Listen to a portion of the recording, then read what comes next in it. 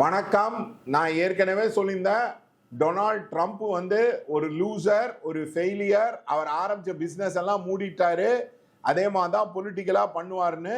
இப்போ அங்கே வந்து ரயட்டிங் வந்து லாஸ் ஏஞ்சல்ஸில் வந்து இருக்கு. மார்க் மை வேர்ட்ஸ், லாஸ் ஏஞ்சல்ஸோட ரைட்டிங் வந்து டெக்ஸஸில் போயிருக்கு, பாஸ்டன், சிகாகோவில் போயிருக்கு. எல்லா அமெரிக்கா முழுக்க வந்து அமைதியற்ற தன்மை இருக்கும்.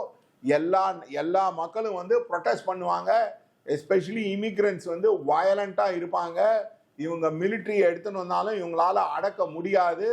அதான் காட்டு தீ போல ஒரு மாகாணத்து அமெரிக்கா இருக்கிற 52 மாகாணத்திலையும் இந்த ரைட்டிங் வந்து ஏற்படும். மைக்ரேஷன் ஒரு பெரிய இஷ்யூவா ஆகும். அதனால தயவு செய்து நீங்க இந்தியர்களாக இருந்தால் அங்கு போகாதீர்கள். அங்கு மிகப்பெரிய ப்ராப்ளம் வந்து வெடிக்கும். அமெரிக்கால Donald Trump will preside over fall of America, the beginning of the fall of America.